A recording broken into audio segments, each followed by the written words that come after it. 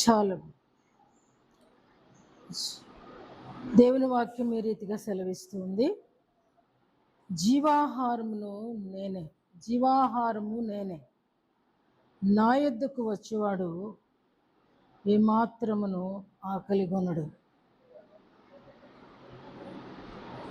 ఈ యొక్క లేఖనము నుండి ఈరోజు మనమందరము కూడా ప్రభు యొక్క శరీర రక్తములను పుచ్చుకొనడానికి వచ్చి ఉన్నాం. దేవుని వాక్యం చెప్తుంది, జీవాహారము నేనే. మనం తీసుకునేది సాధారణమైన ఆహారము కాదు. జీవాహారము అంటే ఇక్కడ అంటున్నాడు 50వ వచనంలో, దీనిని తినువాడు చావకుండునట్లు పరలోకము నుండి దిగి వచ్చిన ఆహారం ఇదే. పరలోకము నుండి దిగి వచ్చిన జీవాహారమును నేనే. ఎవడైనను ఈ ఆహారము భుజించితే వాడెల్లప్పుడూ జీవించును. మరియు నేనిచ్చు ఆహారము లోకమునకు జీవము కొరకైన నా శరీరమే.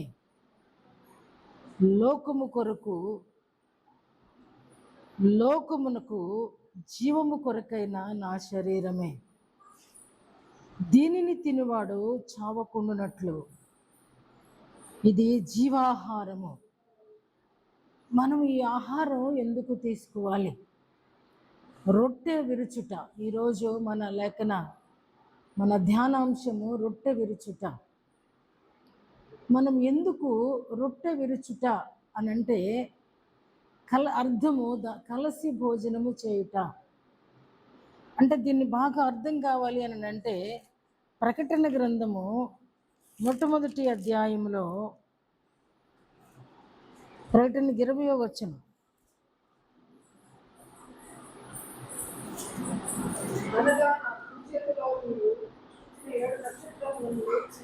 కాదు, మరి 2వ అధ్యాయం అనుకుంటూ చూడు. కలిసి భోజనము చేస్తామని ఉంటుంది.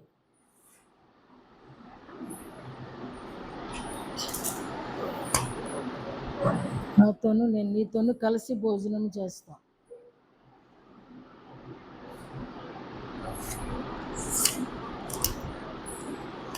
ఈ సంఘాలలోనూ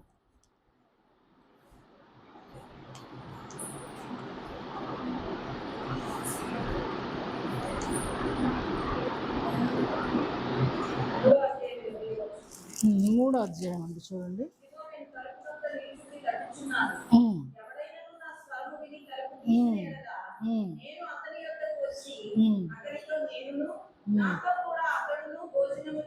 చాలమ్మ.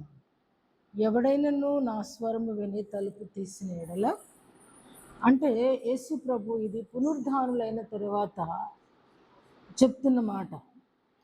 పునరుద్ధానం తర్వాత యేసు ప్రభు చెప్పిన మాట, పెండ్లికి ఇయ్యబడటం, పెండ్లి చేసుకోవడం, తినడం, త్రాగడం ఏది కూడా ఉండదు. కానీ ఇక్కడ ఈ మాట ఎందుకు చెప్తున్నారనంటే, నేను అతని యొద్దకు వచ్చి అతనితో నేనును, నాతో కూడా అతడును భోజనము చేయను అనే మాట దేనిని ఉద్దేశించంటే, మనతో కలిసి సహవాసం చేయడానికి. ఇది భోజనాన్ని సూచించట్లేదు. ఈ మాట దేవునితో సహవాసాన్ని సూచిస్తుంది. కనుకనే ఇక్కడ అంటున్నాడు, ఈ ఆహారము, ఈ రొట్టె విరుచుట ఎందుకు ఈ క్రమాన్ని మనం తరచుగా పాటించాల్సి వస్తుంది అని అంటే, ఈ ఆహారము తినేవాడు నిత్యము జీవిస్తాడట. ఈ ఆహారము పరలోకము నుండి దిగి వచ్చింది. ఈ ఆహారము భుజిస్తే వాడు ఎల్లప్పుడూ జీవించును. లోకమునకు జీవము కొరకైన నా శరీరము.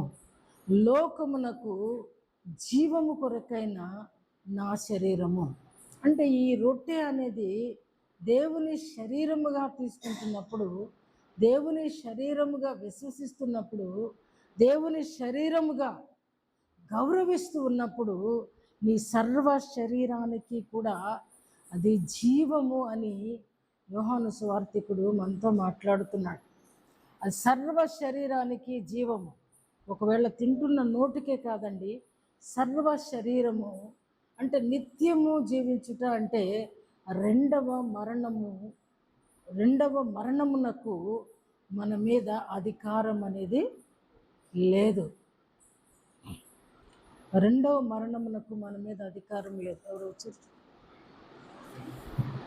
కాబట్టి ఈరోజు దేవుని వాక్యం సెలవిస్తుంది, మనము నిత్యము జీవించాలంటే, మనం నిత్యము దేవుని కలిగి ఉండాలంటే, దేవునితో ఏకాండమై ఉండాలంటే, మనము ప్రభుతో సదాకాలము జీవించి ఆయన కుమారులుగా కుమార్తెలుగా ఉండాలంటే రొట్టె విరుచుట అనేది ప్రతి వ్యక్తి జీవితానికి కూడా మన ముఖ్యమైన అంశముగా తప్పనిసరి క్రియగా మనం దీనిని ఎంచాలి. అంటే ఈ సువార్తికుడు తన ఉద్దేశాన్ని తెలియజేస్తున్నాడు. ఇది దేవుని క్రియ. పైన అంటున్నాడు 47వ వచనంలో, విశ్వసించువాడే నిత్య జీవము గలవాడు, జీవాహారము నేనే. ఎవరైతే ఆ రీతిగా విశ్వసిస్తారో, ఎవరైతే ఆ రీతిగా దేవుని శరీరముగా విశ్వసించాలి. మొట్టమొదటిగా ఊరికేదో యాదృచ్ఛికంగా ఆ మొదటి వారం ఎలాగో సంస్కార ఆరాధన కదా అనుకుని ఉద్దేశం లేకుండా, మంచి ఆలోచన లేకుండా యథావిధిగా, అంటే ప్రతి రోజులాగానే ఉంటే దానివల్ల ప్రయోజనం అనేది లేదు. అందుకని అంటున్నాడు అపోస్తుల కార్యాల గ్రంథం 2వ అధ్యాయంలో చివరిలో పేతురు ప్రసంగిస్తూ కొన్ని అద్భుతమైన మాటలు చెప్తాడు. 2వ అధ్యాయము, అపోస్తుల కార్యాల గ్రంథం 2వ అధ్యాయము. ఇక్కడ చక్కటి ప్రసంగం చేస్తున్నాడు. చదువుదాం ఆ మాటలు. చివరి వచ్చిన 42వ వచనం, వీరు అపోస్తుల బోధయందును సహవాసమందును రొట్టె విరుచుట యందును ప్రార్థన చేయుట యందును ఎడతెగక ఉండిరి. 4 ప్రధాన అంశాలను ఇక్కడ పౌలు భక్తుడు చెప్తా ఉన్నాడు, పేతురు భక్తుడు చెప్తూ ఉన్నాడు. ఏంటంటే మొదటిది అపోస్తుల బోధ. అపోస్తుల బోధ అనేది ప్రాముఖ్యమైంది.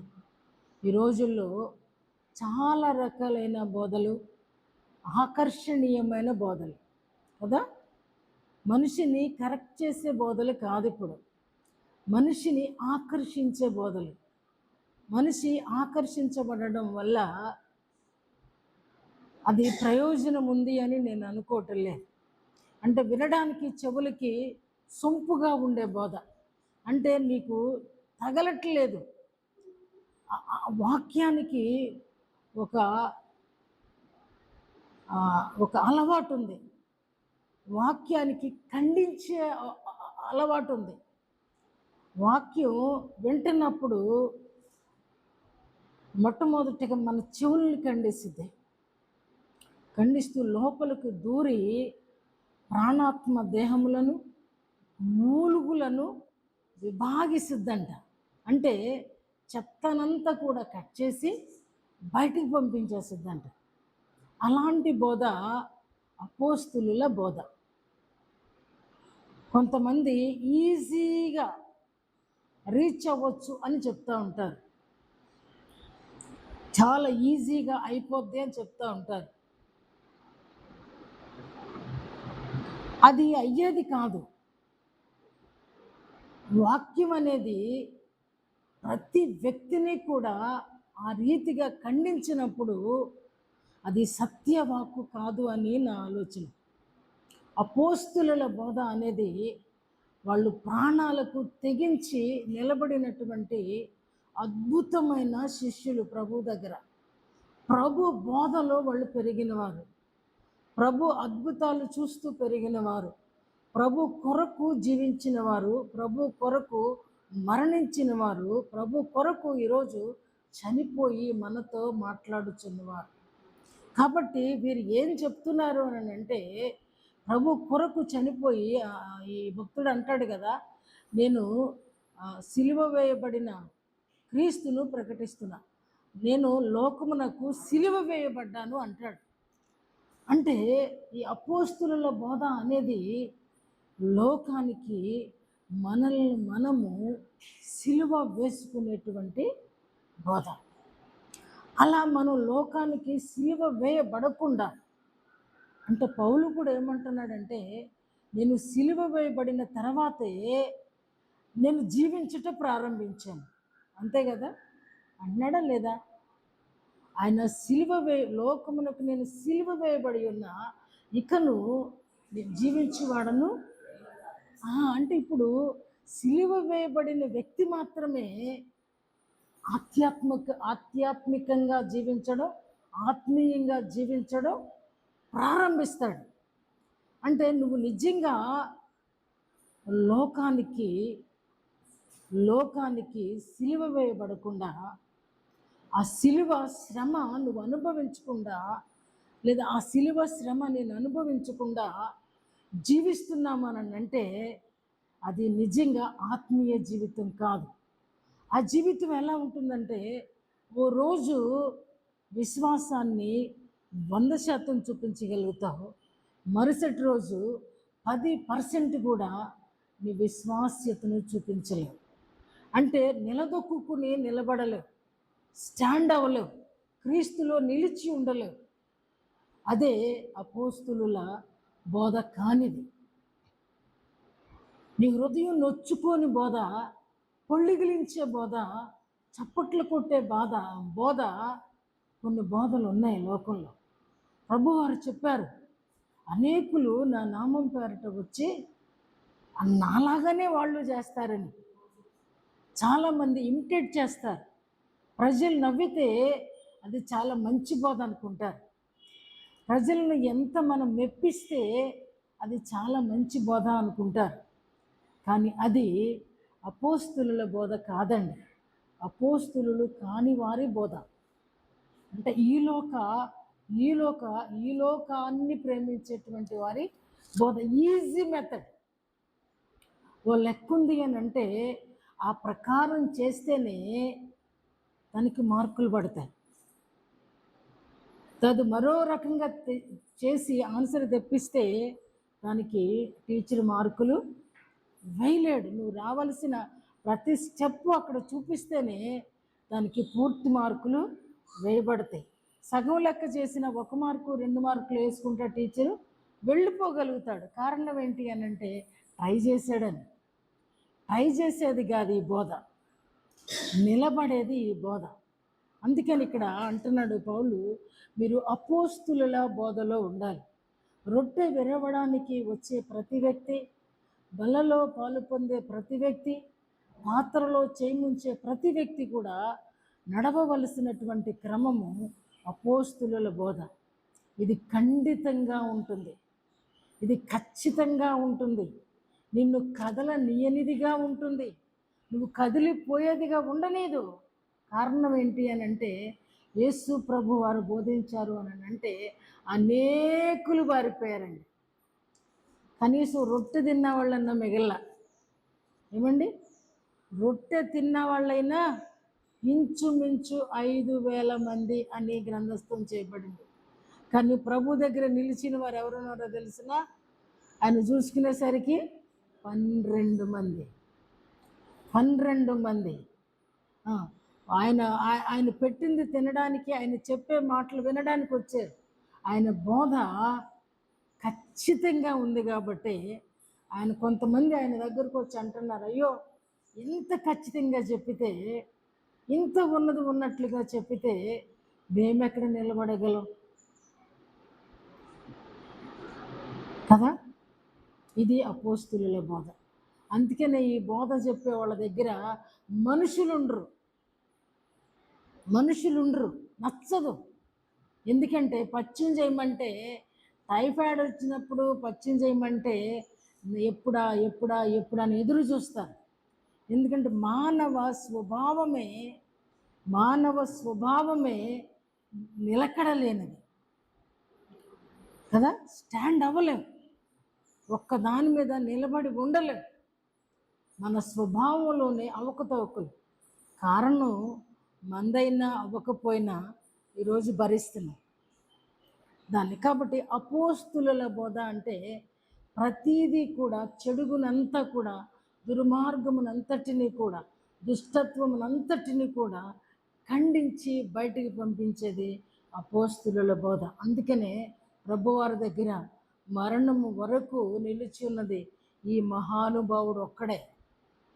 11 మంది కూడా జంప్ అయిపోయారు. నిలబడింది ఎవరండి?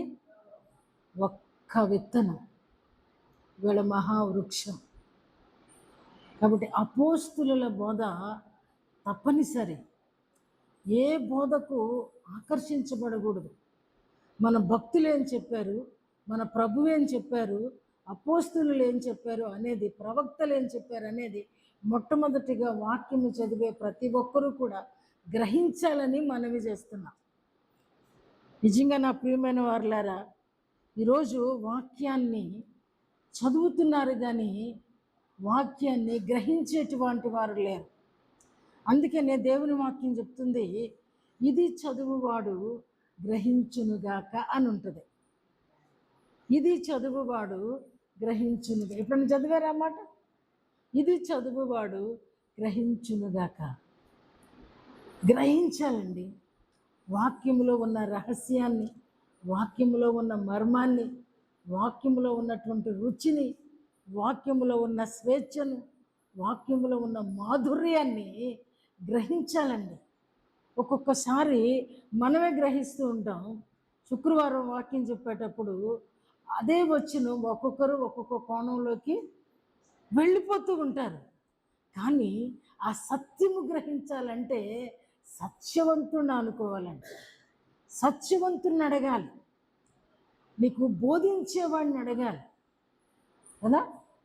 ఆ వచనం పట్టుకుని నువ్వు చెప్పడం కాదండి, మనం చెప్పడంలో నిజాయితీ ఉండొచ్చేమో కానీ నిజం తెలియదు మనకి. మనం నిజాయితీగా చెప్పొచ్చు, ఎందుకు, మనకు తెలిసింది అదే కాబట్టి. కానీ మనకు బోధించేటువంటి ఒక మహానుభావుడు మనతోనే నిత్యం ఉంటాడు. ఆయన అడిగినప్పుడు ఆయన దానిలో ఉన్నటువంటి మర్మాన్ని, ఎందుకంటే రచయిత ఆయన, రచించినవాడు ఆయన, ఏమండి, గ్రంథకర్త ఆయన. అక్కడ ఏ మర్మంతో ఆ పదాన్ని అక్కడ రచించాడో ఆయనకే తెలుసు కదా. ఓ స్టోరీ రాసేవాడికే అందులో ఉన్న క్యారెక్టర్స్ అన్నీ కూడా పూర్తిగా పండించగలుగుతాడు. చదివేవాడికి అర్థం అవ్వచ్చు, అర్థం కాకపోవచ్చు. కాబట్టి అపోస్తులుల బోధ ఖచ్చితంగా పాటించాలి. మీరు రొట్టె తీసుకోవడానికి వచ్చే ముందు ఏది సులువైన పద్ధతిని ఉపయోగించొద్దు. ఆపరేషన్ సులువైన పద్ధతిలో చేశారనుకోండి, ఉంటారా పోతారా? ఏమండి, సులువుగా చేసే ఆపరేషన్లు ఉంటాయా? ఎవరైనా ఓపెన్ చేయకోకుండా చెడుని తీయకుండా, కుట్లు వేయకుండా, కుట్లు సరిగా వేయకపోయినా, ఆపరేషన్ సరిగా చేయకపోయినా ఆ మనిషి దమ్మే. కాబట్టి మనం వెళ్ళే మార్గము సక్రమంగా వెళ్ళాలండి. ఇది సక్రమమైన మార్గం, ఇది పరిశుద్ధ మార్గం, దీని పేరు, ఇది రాజమార్గం. కాబట్టి ఈ మార్గంలోనికి రావాలంటే అపోస్తుల బోధ మనకి కావాలి. సత్యాన్ని మనం ఎరిగి తెలుసుకోవాలి. సత్యాన్ని గ్రహించినప్పుడు ఏ మాయలో పడిపోము, ఏ మాయలోనూ మనం తల వంచము. అందుకనే సత్య మార్గం ఏదో అడిగి తెలుసుకొని అందులో నడుచుకొనుడి అని వాక్యం ఉంటుంది. అది ప్రభు దగ్గరికి వచ్చే వాక్యం చదివే ముందు గబగబా బైబిల్ తెరిచేసి ఏదో చదువుకుంటే మనకేం అర్థం కాదండి. అది యథాప్రకారంగా వెళ్ళిపోద్ది అంతే. ఒక పాఠం చదివినట్టు, ఏదో అట్లా చదువుకుంటూ వెళ్ళిపోతాం. కానీ ప్రభువా అంటాడు కదా, ఈ యొక్క దావీదు భక్తుడు అంటాడు కదా, ఈ ధర్మశాస్త్రమునందు ఆశ్చర్యకరమైన సంగతులు చూసినట్లు నా మనోనేత్రము తెరవము. ఆశ్చర్యమైన సంగతులు ఉన్నాయి, అద్భుతమైన సంగతులు ఇందులో పొందుపరచబడ్డాయి. ఇవి తెలుసుకోవాలి అని అంటే మనం ఏం చేయాలంటే ఖచ్చితంగా ఆ ధర్మశాస్త్రములో నా కన్నులు తెరువయ్యా, నా కన్నులు తెరువయ్యా. మెసేజ్లు ఊరికే వినటం కాదండి, అధికంగా వినటం వల్ల విలువైంది విలువగానే చూడాలి. నా మాట అర్థమవుతుందా? విలువైంది విలువగానే చూడాలి. ఉప్పు రుచికి చాలా అవసరం, కానీ చాలా ఎక్కువ వేస్తే ఏమవుతుందండి? తినవలసిన పదార్థం కూడా తినలేం. వాక్యము కూడా ఉప్పు కంటే శ్రేష్టమైంది, కానీ అది ఎంత తక్కువగా విని దానిని విశ్లేషించుకోగలిగితే, దాన్ని అంటాడు కదా, దాన్ని ఏమంటాడు? ధ్యానించుట.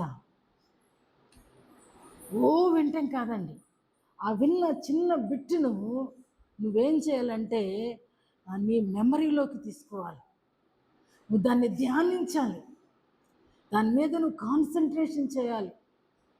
నీవు స్టార్ట్ చేస్తే, ఆ రీతిగా ధ్యానించడం మొదలు పెడితే నీ మెమరీ పెరుగుద్దండి, కొత్త సంగతులు నీ మెమరీ నీకు చెప్పుద్దండి. తెలుసా, ఈ సిమ్ కార్డుల కంటే మనలో ఉన్న సిమ్ చాలా చిన్నప్పుడు సంగతులు కూడా మర్చిపో. మనలో పెట్టినది చాలా విలువైంది. మనకు దేవుడిచ్చిన ప్రతిదీ కూడా చాలా విలువైనవి. కాబట్టి ఆ వాక్యము కొంచెము విను, ఆ కొంచెములో నుండి దాన్ని నువ్వు విస్తరింపజేసుకో. అప్పుడేంటంటే నువ్వు ధ్యానించినప్పుడు అదంట నీ మెదడుకి మేత అంట. అందుకే అంటాడు, ఎవరంటాడు? భక్తుడు అంటాడు, దావీదు భక్తుడు, నీ వాక్యమును నేను ధ్యానించినప్పుడు నాకు కొవ్వు మెదడు దొరికినాయి అంట.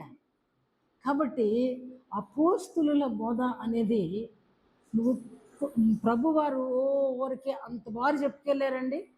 చక్కగా ఒక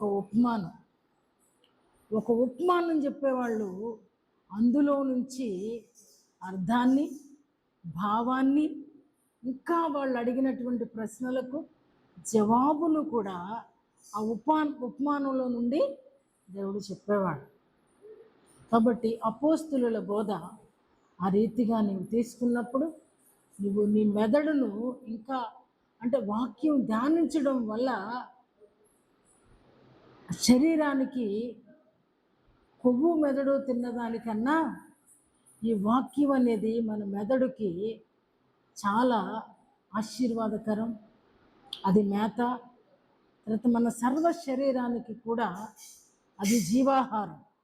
ఏమండి, వాక్యం అనేది జీవాహారం. ఈరోజు ప్రభు శరీరమే వాక్యమే జీవాహారం. నేను అన్నది కరెక్టేనా? అర్థమవుతుందా అసలు? కాబట్టి అపోస్తులుల బోధ. రెండవది రొట్టె విరుచుట. అంతేనా ఉంది అక్కడ?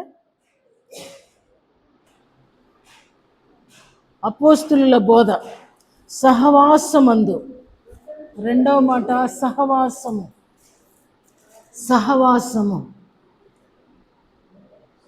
ఈ సహవాసం అనేది ఎలా వస్తుంది అని అంటే ఉపవాసముతో వస్తుంది. సహవాసము అనేది ఉపవాసముతో వస్తుంది. అప్పుడప్పుడు కూడా ఈ శరీరాన్ని ఏం చేయాలి అంటే కాస్త ఎండగట్టాలి. రైతు ఏం చేస్తాడంటే విత్తనం చల్లుతాడు, మొలకలు వస్తాయి. మొలకలు వచ్చిన తర్వాత దాన్ని ఏం చేస్తాడంటే రైతు భూమిని ఎండగడతాడు. ఎందుకు అని నేను దాన్ని ఆలోచన చేసినప్పుడు ఆ వేరు అలాగా భూమికి భూమిలోనికి పాతుకొని పోయి ఉండడానికి, అది కొంచెం పెరిగిన తర్వాత మరలా చక్కగా నీళ్లు పెట్టి దానికి ఎరువు వేస్తాడు. కారణం ఏంటి అని అంటే ఆ డ్రైనెస్, ఆ డ్రై అనేది లేకపోయి ఉంటే ఆ వేరు లోపలికి ఏమండి దాన్ని ఆ భూమిలో కలిసిపోయి ఉండదు అని నా ఆలోచన. మాకు పొలాలు ఉన్నాయి కానీ నేను ఎప్పుడు అంత పరిశీలన చేయలే. ఇప్పుడు దారిలో ఇప్పుడు పెద్ద అయినాక అది కొంచెం గమనిస్తూ ఉన్నప్పుడు వస్తున్నప్పుడు మొలకలు అయితే అంతంత వచ్చున్నాయి, భూమి అయితే మాత్రం పూర్తిగా డ్రై అయిపోయింది. డ్రై అంటే పూర్తిగా ఎండిపోయి కాదు, ఒక మాదిరిగా, అంటే అప్పుడు తేమగా ఉంది. కరెక్ట్. అంటే ఇప్పుడు మనం ఈ శరీరానికి దేవుని సహవాసానికి వెళ్ళాలంటే దీన్ని కూడా ఏం చేయాలండి, కొంచెం అప్పుడప్పుడు భయం కదా మనకి. అమ్మో, ఒక పూట తినిపోతే ప్రాణం, షుగరు డౌన్ అయిపోద్ది, ఒక పూట తినకపోతే బీపీ డౌన్ అయిపోద్ది, ఒక పూట తినకపోతే ప్రాణం పోయిద్ది. భయం. ఈ భయం ఎప్పుడు వస్తుంది అని అంటే దేవునితో సహవాసం లేనప్పుడు వస్తుంది. ఎప్పుడు వస్తుందండి భయం? దేవునితో ఈ మాట నిజమేనా? దేవునితో సహవాసం లేనప్పుడు మనిషిలో భయము స్నేహితునిలాగా పనిచేస్తుంది. దేవునితో సహవాసం ఉన్నప్పుడు ప్రాకారాలు దాటేస్తూ ఉంటాము, దేనికి కూడా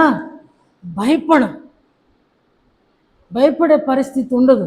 ఎందుకంటే దేవుడు నాలో ఉన్నాడు కాబట్టి, దేవుని సహవాసం నాతో ఉంది కాబట్టి, పరిశుద్ధాత్మని తోడు నాలో ఉన్నాడు కాబట్టి, ఆయన నాలో ఉండేవాడు, నాతో ఉండేవాడు. నాలో ఉంటే ఆయనలా నేను ఉంటా, ఆయన నాతో ఉంటే ఆయనలా మారడానికి ప్రయత్నం చేస్తాను. కాబట్టి దేవునితో సహవాసం ఈ యొక్క సంస్కార ఆరాధనలో పాలు పొందే ప్రతి ఒక్కరూ కూడా దేవునితో సహవాసం కావాలండి. అంటే ఏమండి, ఉపవాసం ఉంటేనే దేవునితో సహవాసమా అంటే ఖచ్చితంగా. ఎందుకంటే మన ప్రభువారు కూడా దేవుని కుమారుడై ఉండి ఆయన కూడా ఉన్నారా లేరండి? ప్రభువారు కూడా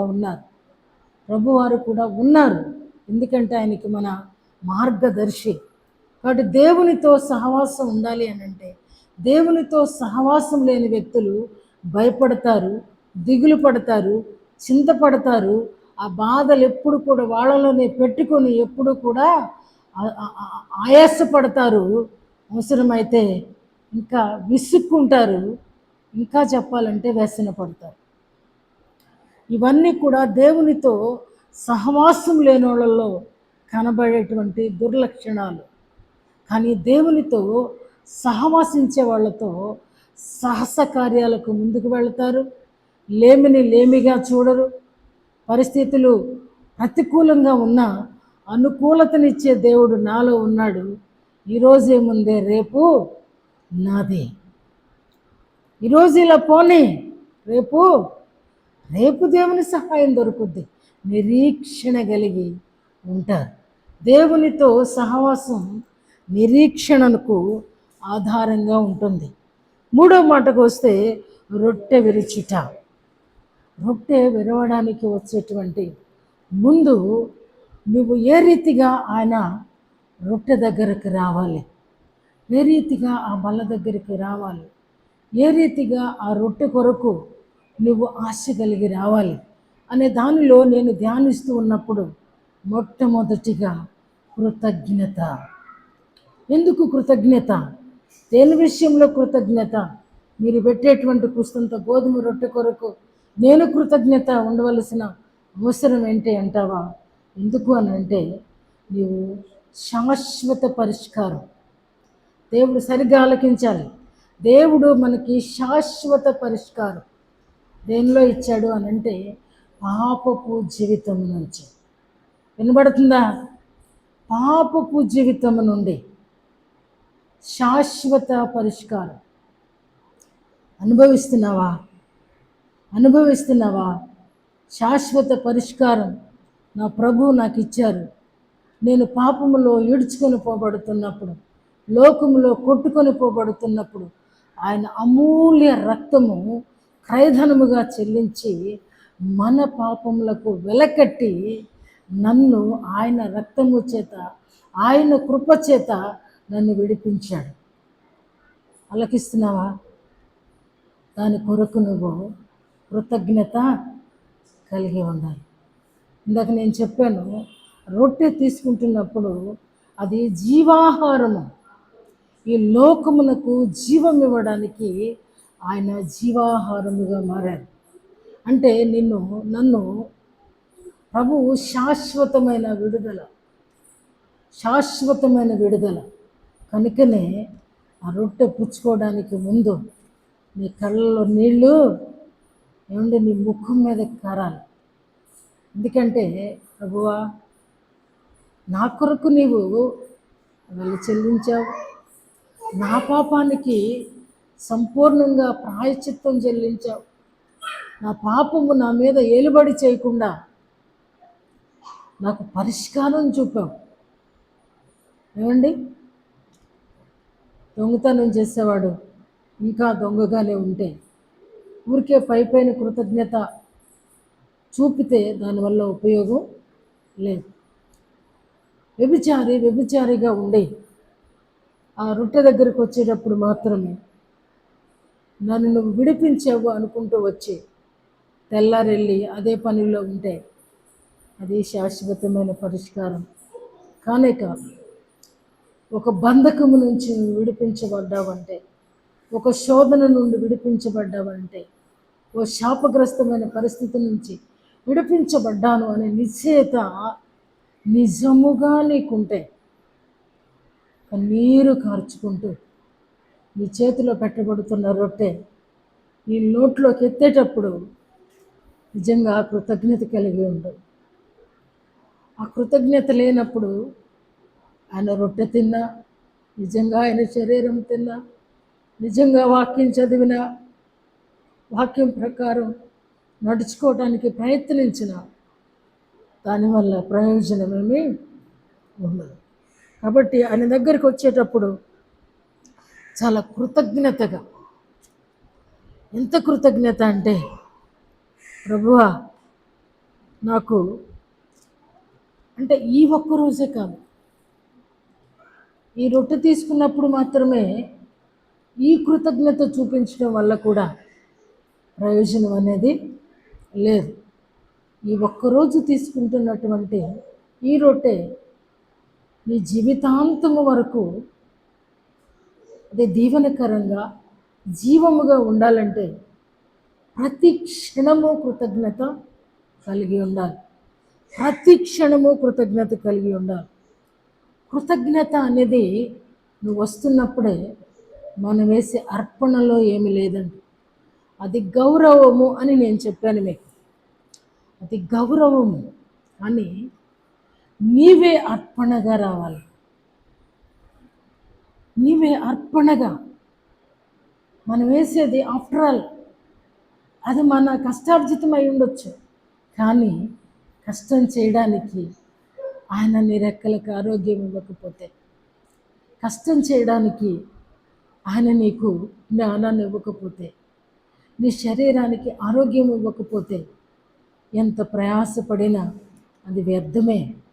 కనుకనే ఆ రొట్టె తీసుకోవడానికి వచ్చేటప్పుడు చాలా నిన్ను నీవు అర్పణగా, అందుకనే రోమీలకు రాస్తూ అపోస్తలుడైన పౌలు 12వ అధ్యాయంలో అద్భుతమైన మాట, కాబట్టి సహోదరులారా, పరిశుద్ధమును దేవునికి అనుకూలమునైన సజీవ యాగముగా మీ శరీరములను ఆయనకు సమర్పించుకొనుడని. అంటే ఇక్కడ నేనేం చెప్తున్నానంటే, ప్రభువు మన కొరకు తన స్వశరీరాన్ని అర్పణగా అర్పించినప్పుడు, అదే శరీరముగా వస్తున్నప్పుడు నిన్ను నీవు కూడా అర్పణగా నిన్ను నీవు కూడా అర్పణగా, అప్పుడే నీకు కృతజ్ఞత ఉంటుంది. అప్పుడే నీకు కృతజ్ఞత ఉంటుంది.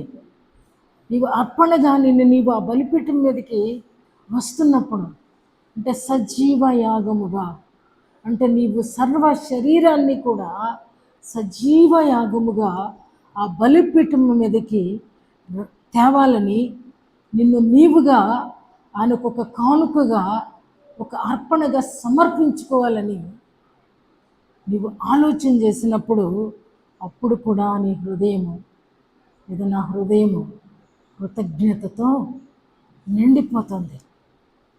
ఒకరోజు 2 రోజులు చూపేది కాదు.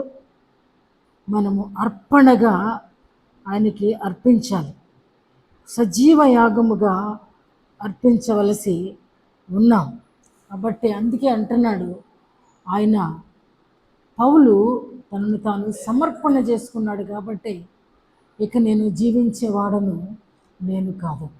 అంటే ఇప్పుడు జీవిస్తున్నామంటే మన ప్రయారిటీ ఎక్కడ కూడా మనము, చెప్పండి, అర్థం కాలేదా? మన ప్రయారిటీ మనం ఎప్పుడు కోరుకోకూడదు, మన ప్రయారిటీ ఉండకూడదు. నిజంగా నువ్వు ప్రభువు మనస్సులో ఉన్నదంతా కూడా గ్రహించి ఆ రీతిగా జీవితాన్ని మలుచుకుంటూ ఉన్నప్పుడు, ఆ మన ప్రయారిటీ, మనకు ప్రయారిటీ, మనకు మనము ప్రయారిటీ కాదు, వేరొకరు కూడా మనకి ప్రయారిటీ ఇవ్వాలని. ఇది చాలామందికి నీచమైన ఆలోచనగా ఉంటుంది. ఎక్కడికి వెళ్ళినా వాళ్ళే నన్ను పలకరించాలి, వాళ్ళే నన్ను కూర్చోమనాలి, వాళ్ళే నన్ను గొప్ప చేయాలి, వాళ్ళే నాకు ఫోన్ చేయాలి, వాళ్ళే నాతో మాట్లాడాలి, వాళ్ళే నన్ను ఎదురొచ్చి గౌరవంగా చూడాలి. ఇది మానవుని యొక్క వీక్నెస్. సజీవ యాగముగా అర్పణ చేసుకున్నప్పుడు, ప్రభువు ఆశించినది నీ దగ్గర దొరుకుతూ ఉన్నప్పుడు, ఆ హృదయంలో కలిగే ఆ సంతోషం, ఆ సమాధానం ఏ ప్రయారిటీని కూడా కోరుకోదండి, ఇష్టపడదు. కాబట్టి మనలో కనబడేది ఎవరు అంటే, ఇకను జీవించేవాడను, ఇకను భలే చెప్పేస్తాం, ఇకను జీవించేవాడను నేను కాదు, మరి నాలో క్రీస్తే జీవిస్తున్నాడని చెప్తాం. నిజంగా ప్రయారిటీ ఎందుకు కోరుకుంటున్నాం? ఎందుకు గొప్పలు కోరుకుంటున్నాం? ఘనతను కావాలని ఎందుకు కోరుకుంటున్నాం అంటే, ఇంకా మనము మన శరీరమును సజీవ యాగముగా, అర్పణగా ఆయనకు ఇవ్వలేదు అనేది నేను మీకు జ్ఞాపకం చేస్తున్నా. 3వ మాటగా ఇక్కడేమనుందంటే, రొట్టె విరుచుట, సహవాసము, అపోస్తులుల బోధ. 4వ మాటగా ఎడతెగక. ఎడతెగక, అసలు మాట మర్చిపోవద్దు. ఎడతెగక అంటే మనం అనుకుంటాం సమయం లేదు, నాకు పనులే సరిపోతున్నాయి.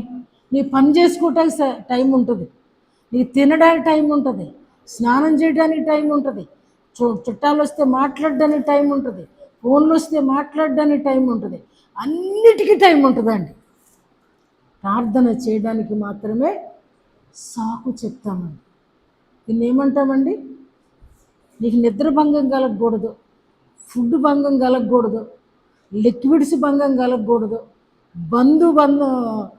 బంధువుల వల్ల ఎటువంటి ఏది నువ్వు కోల్పోయేది ఏంటి అని అంటే దేవునితో సహవాసం, ఎడతెగక ప్రార్థన.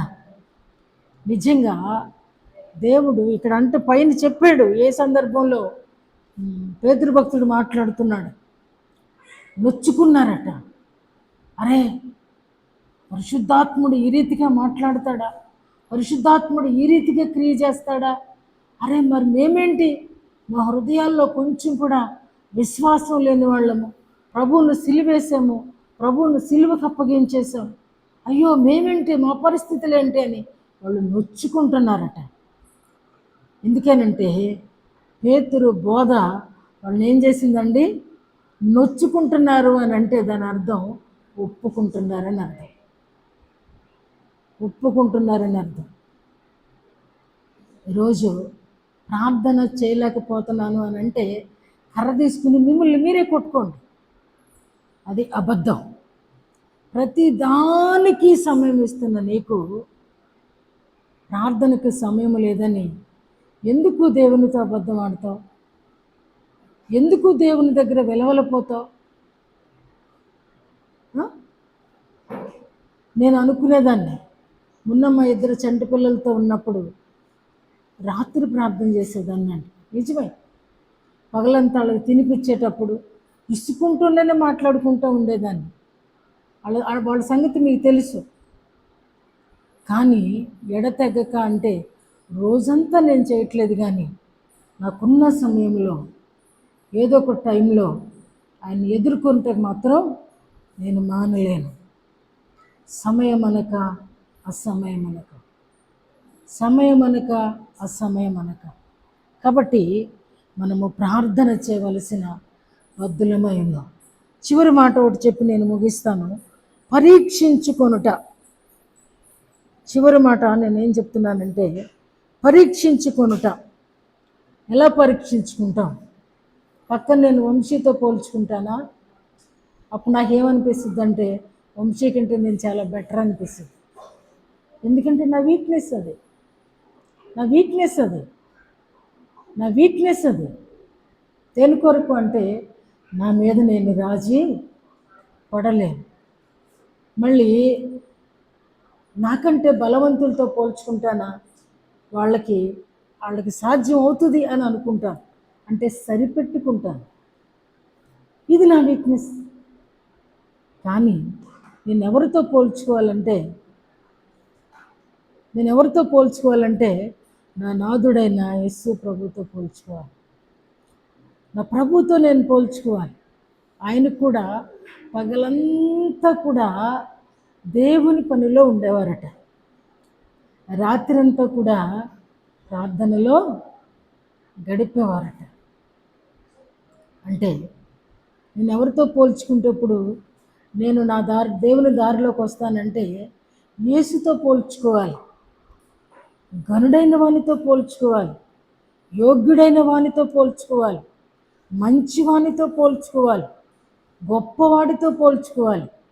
నా పోలిక ఎప్పుడు, నా చూపు ఎప్పుడు కూడా పైకే ఉండాలి, దుప్పిలాగా. కిందకు చూడకూడదు. కిందకి చూసినంత కాలము కూడా పై సంగతులు తెలుసుకోలేము. నేను వంశీ కంటే బెటర్ అనుకున్నంత కాలం నేను ఎప్పటికీ కూడా బెటర్లోకి రాలేను. నేను ఎప్పటికీ బెటర్లోకి రాలేను. రోజు మంచి విద్వాంసుడైనటువంటి అగస్టిన్, మనందరికీ తెలుసు కదా, తన తల్లి కన్నీటి ప్రవాహంలో పరలోక గవినికి కొట్టుకొని వచ్చినవాడు. అన్న తర్వాత చాలా వేదాంత విద్వాంసుడైన తర్వాత ఆయన్ని ఒక ప్రశ్న అడిగారంట వెళ్ళి, అయ్యా యోగ్యుడంటే ఎవరు అని. యోగ్యుడంటే ఎవరు అని అంటే ఆయన చెప్పిన మాట ఏంటంటే, గతంలో కూడా నేను ఈ మాట చెప్పాను, ఎవరికైనా గుర్తుందా? యోగ్యుడు అని అంటే నేను యోగ్యుడను కాను అనబడేవాడే యోగ్యుడంట. ఎవరు? మళ్ళీ అడుగుతాను ఇంకొకసారి, కొన్ని నెలలు పోయిన తర్వాత మీరు ఎలాగే ఉంటారు.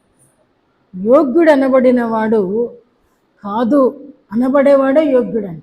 అంటే నేను ఏమాత్రము యోగ్యుడను కాను అనుకుంటయే నా యోగ్యత.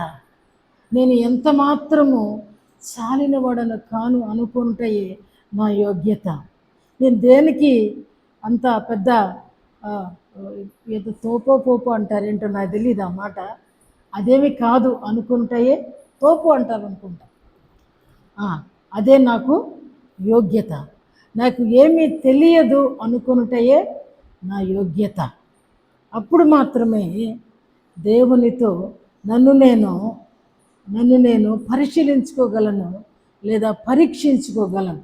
ఎప్పుడంటే ఒకటి, నేను దేవునితో పోల్చుకున్నప్పుడు ఆయన పరిశుద్ధుడు, నేను చెప్పండి పరిశుద్ధుడను అంటావా? అనగలుగుతావా? ఆయన సర్టిఫై చేస్తే అనొచ్చు. దేవునికి స్తోత్రం. కాబట్టి అయ్యా నీ అంత పరిశుద్ధత నాకు అనుగ్రహిస్తే నేను కూడా అప్పుడు యోగ్యుడినవుతాను, ప్రయోజకుడినవుతాను కదా. మనము ఇతరులకి పనికొచ్చే వారముగా ఉండాలి.